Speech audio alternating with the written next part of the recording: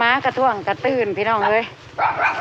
กราบสบายดีโลดสวยจ้าพี่น้องสบายดีบ่สุขสุขคนเด้อจ้ายินดีต้อนรับสู่ช่องแม่น้องบอยคือเก่าคือเดิมจ้าพี่น้องจ้ามาฮอดมาถึงเลยจ้าพี่น้องมาฮอดมาถึงโรงเรียนที่ประบัวว่าที่มาแจกเนอะจ้านี่พี่น้องคืออะไรเจ๊เจี๊ยบเป็นอะไรเนาะไปเนาะตามไปเบิ่งเจ๊เจี๊ยบครับว้าวอุปกรณ์ฮะจอดโฮมก่อนเด็กน้อยยังเรียนหนังสือเนาะ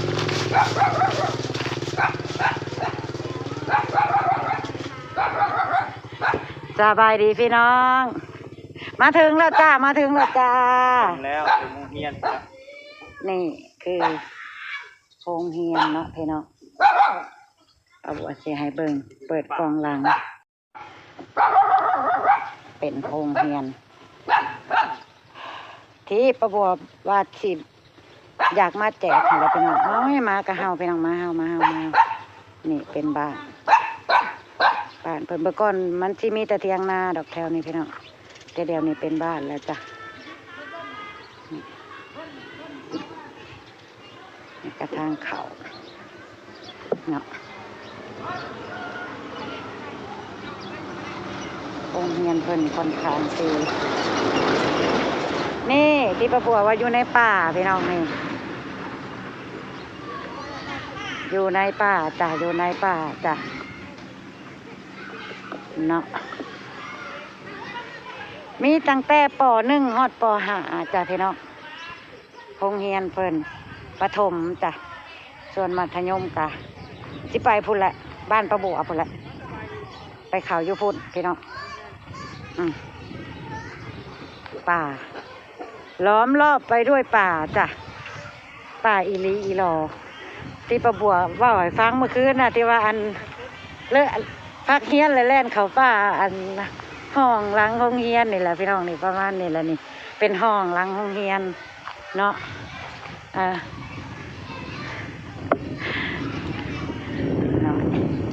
เด็กน้อยนักเรียนเสียงแซวปะไปเบิ่งเด็กๆกันก่อนแจกเพราะว่าเพิ่นกำลังยังเฮียนอยู่เนาะเพิ่นยังเฮียนอยู่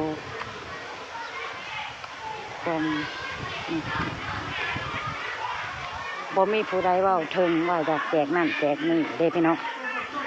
ก็สิเป็นป้าบัวคนแรกที่ว่าอยากให้เพิ่นได้รับโอกาสนี้บ้างเนาะพี่น้องเนาะเด็กๆนักเรียนเสียงแซวแต่คุณครูเลยว่าสบายดีเล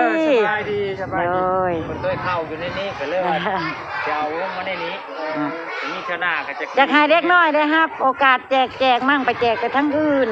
แม่ขอบใจได้หลายโดยแจกแต่แถวบ้านใกล้ๆบ้านเพิ่นว่ามื้อเช้าบอกมื้อเช้านี้ตรงนี้ว่าเพิ่นจะเป็น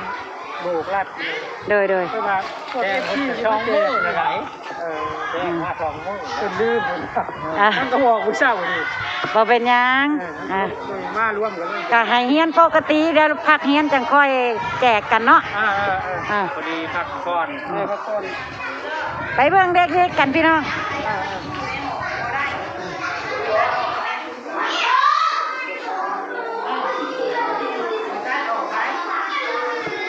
ขออนุญาตเด้อเอ้ยครูเด้อตั้งใจเรียนของใครมาเรียนของใครมา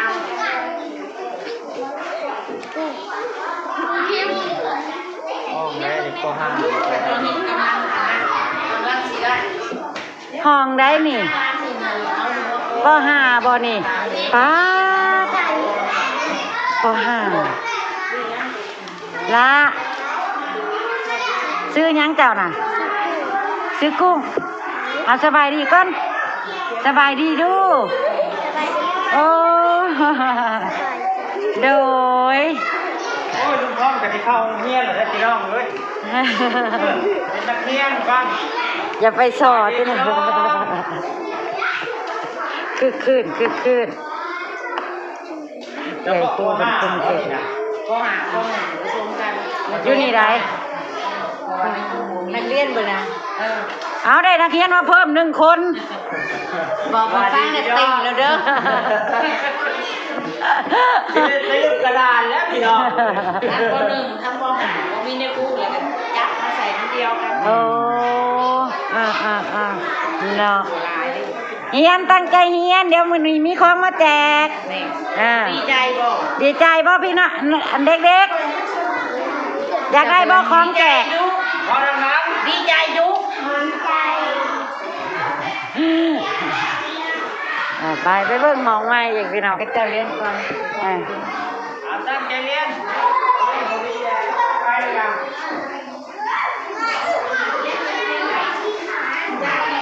นักเรียนเพิ่นก็สิประมาณนี้พี่น้องนี่โรงห้ามโรงเรียน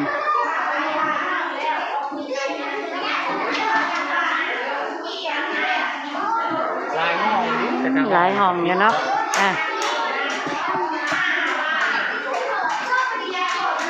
ห้องนี้คือหลายจัง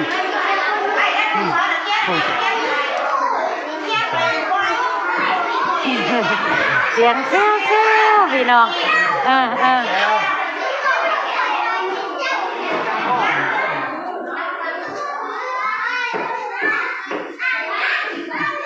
เด็กเนาะมีแต่เด็กๆเนาะครูมีกัน3 คนพี่เนาะเนี่ยพี่น้องโรงเรียนเพิ่นอยู่ในป่าคือจังปลาบัวว่าเอาอะไรพี่น้องเนี่ยประมาณนี้นี่เด็กๆมีครูอยู่3 คนเนาะเนี่ยบริเวณรอบๆโรงเรียนเพิ่นพี่น้องจ้าอยู่ท่ามกลางป่าอันนี้สิเป็นห้องบอนปะบัวว่าให้ฟังว่าเลิกเรียนแล้วพากันเข้าป่าเก็บเห็ดเก็บหอยใช่ไหม สมัยปะบัวยังหน่อยแบบนี้แหละแบบเฮียนแซวๆอยู่นี่แหละพี่น้องแต่ซ้ำพุ่นหลายจ้ะโอ้เจเจี๊ยบเล่นกีฬาถาเด็กๆตามไปสมทบทีมงานพี่น้องพวกว้าเอานางเฮียน2 คนคือบอกข่าวไปเฮียนคือบอกข่าวมันมีเล่นกีฬาแบบนี้แหละนางเฮียน2 คนนี่เนียงนอกเวลาเฮียนแล้วบ่นี่นะเลิกก่อนหมู่โดดเฮียนเด้อนี่เขาได้ให้ออกก่อน ว้าพูนพี่น้อง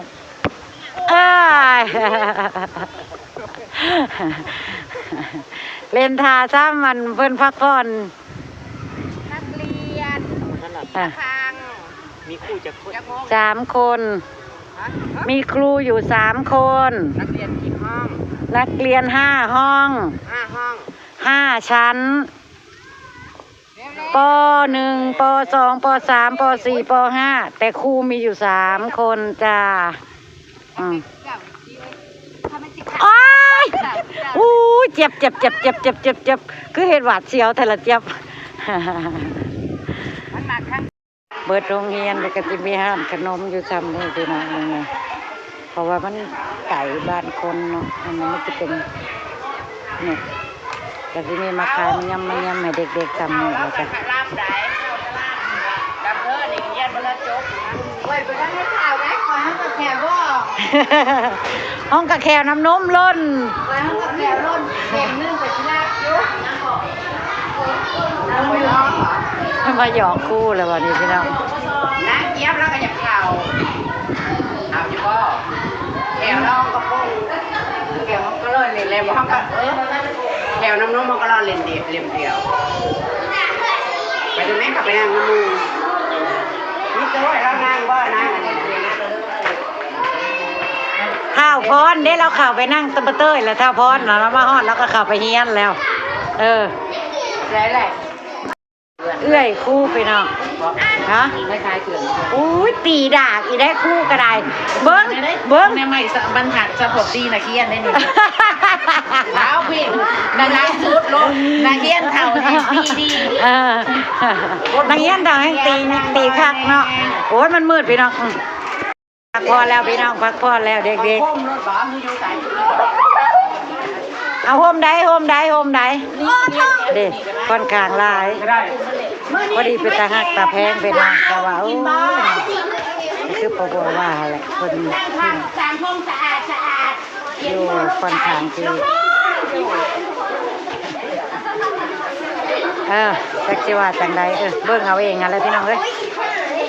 เป็นเหตุผลที่ปบัวอยากมาแจกนี่ละเด็กๆ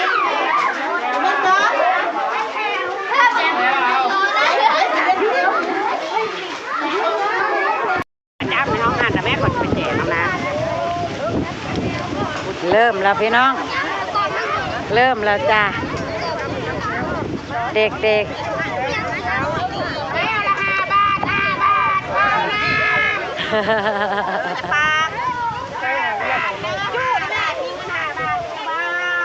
นักเรียนมาบ่ครบบ่หรือนาใดนี่น่ะ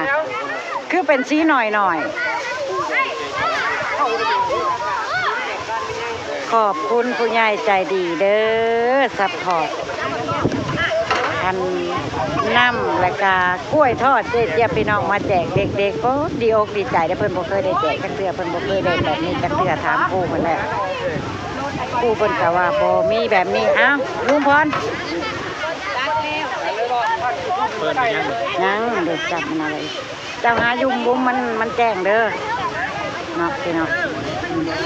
โอ้ยจัดระเบียบ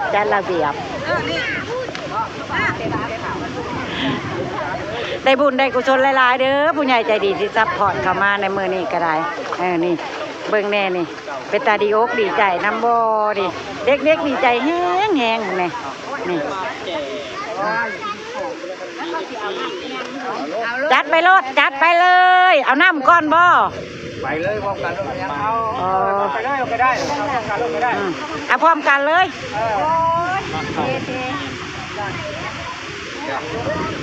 ตาคอพูดอะไรเล่นเลยเนาะอุ้ยมาแจกคือมือล้มแต่ว่าเอาพื้นก่อนนะมันยังล้มอยู่มันยังหนาวให้นักเรียนกินก่อนได้กินน้ำร้าน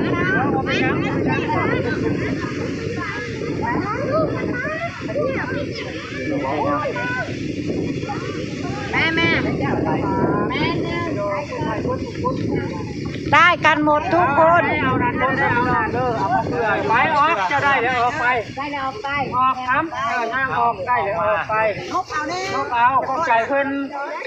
เข้าใจเด้อ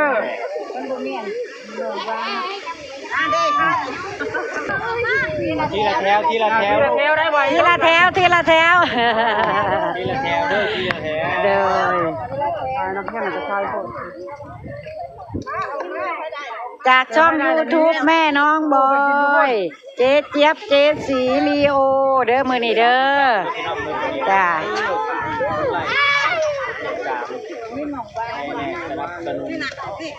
ผมไม่ลงว่างเด็กมีโอกาสป่าในดงก็เลยแม่น้องบอยเป็นเลือกที่มาแจกโรงเรียนนี่จ้าพี่น้องมีคนเคยเข้าตะกี้นี่พี่น้องนี่เด้นี่ตะกี้ที่เป็นโรงเรียนใหม่พี่น้องบ้านคนใดโรงเรียนถูกแล้วก็พัฒนาขึ้นมาจังน้อยแต่ว่าบริเวณโรงเรียนก็สิบ่เรียบร้อยแล้วพี่น้องเรียบร้อย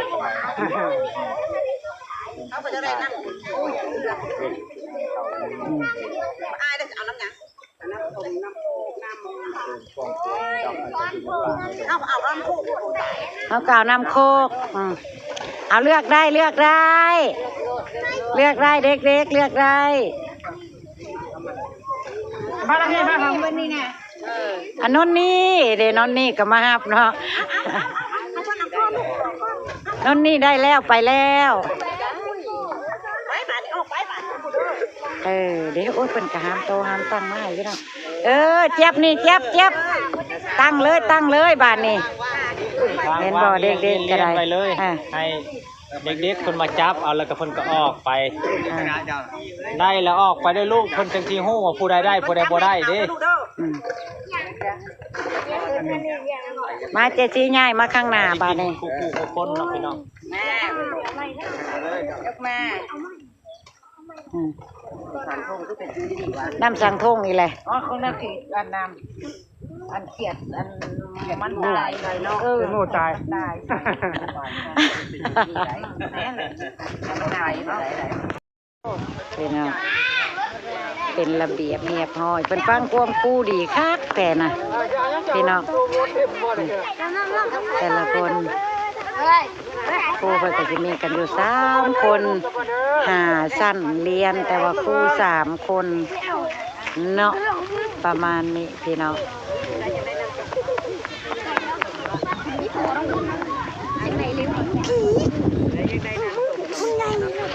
คนเอาก่อนคนแถวก่อนเลยลูกเด้อ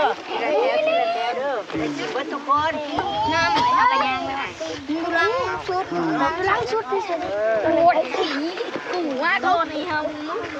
นี่ที่ได้เป็นน้ำจอกหนึ่งกล้วยสับถุงหนึ่งแต่ละคนถ้ามีหลายก็อยากได้มาแจกหลายๆคนนี่แหล้วพี่น้องเบิ่งเด็กๆเด็กๆยังบ่ได้คอยเป็นระเบียบโรงเรียนบ้านบัวได้พี่น้องโรงเรียนบ้านบัวบ่ได้ได้สิใส่แบบนี้นี่ โอ้เท้าเล่นกันจะชุบไก่ ต้องมีรองเท้าผ้าใบคักแม่เลยโรงเรียนกันน้องบิ๊กน้องบอยนะหาเบิดแล้วอะไรเบิดอะไรเบิด โอ้ยน้ำก็จะเบิดแล้วนะก็จะเบิดเลย อ้าวยังลายอยู่นักเรียนนี่นะ โอ้ยแถวนี้ คือเบิดแล้วจ้า ยังไง อ้าวเบิดแล้วนักเรียนยังต่อแถวกันยาวปืดเลยพี่น้องเจสีเรียงได้อันนี้ ได้ปะได้ผู้ใหญ่แล้วแจกใครบ่ได้อันนี้แม่ใหญ่เตรียมแล้วจะแจกเงิน ไปบ่ได้น้ำกับกล้วยฉาบเจี๊ยบแล้วสิให้เงิน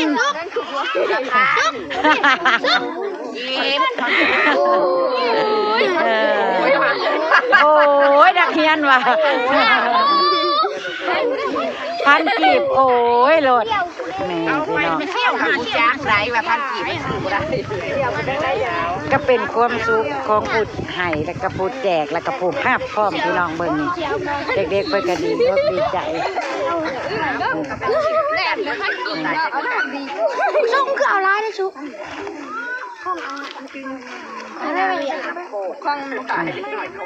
เด็กน้อยมาโคกเป๊ปซี่เด้อเจี๊ยบเด้อ เอาไป เอาไปไว้ก่อนเช้าก็ได้ ไปแล้วจ้าสวัสดีจ้า ใจขอบใจหลายๆสิดู ไม่ใช่ทั้งนั้นยังงมเช้าอยู่ที่ปิดกล้องนะเสร็จสิ้นภารกิจจ้าพี่น้องหลายๆจ้า ดูรถอีกก่อนมึงเห็นบ่นั่นโอกาสหน้ามาใหม่ก็แล้วกันเนาะ จ้าน้องสุดปักทองกระสมความตั้งใจประบัวอยากมาแจกแหละจ้าพี่น้องเด็กๆเพื่อกดีอกดีใจได้ครับของแจกครั้งแรกคู่เพิ่นว่าบ่เคยมีไผมาแจกอีหยังจักเทื่อเนาะก็ติดตามเบิ่งทุกช่องนั่นแหละได้เห็นคู่เพิ่นจ้าจ้ากันใหญ่ๆเอาไม่แม่เงื่อนใดสิถ่ายคลิปหมูกระทะจ้าแล้วเจอกันที่บ้านป้าบัวจ้าพี่น้องทำลาผ้าจากนะจ้าเพื่อนเทียบกันเก็บอุปกรณ์เรียบร้อยเนาะเด็กๆก็ไปกินน้ำกินขนมกันเซลครู่เพิ่นก็บอกว่าคันมีผู้ใหญ่ใจดีผู้ใดอยากสนับสนุนโรงเรียนนี่อีกก็ขออุปกรณ์กีฬาจ้าพี่น้องบ่มีคักแต่อยังที่เห็นนั่นแหละจ้ะเนาะทำลาพระจางแล้วจ้าพบกันคลิปหน้าจ้าพี่น้องสบายดีเนาะบายลุงพ่อเฮากันจ้า สวัสดีพี่น้องไปแล้ว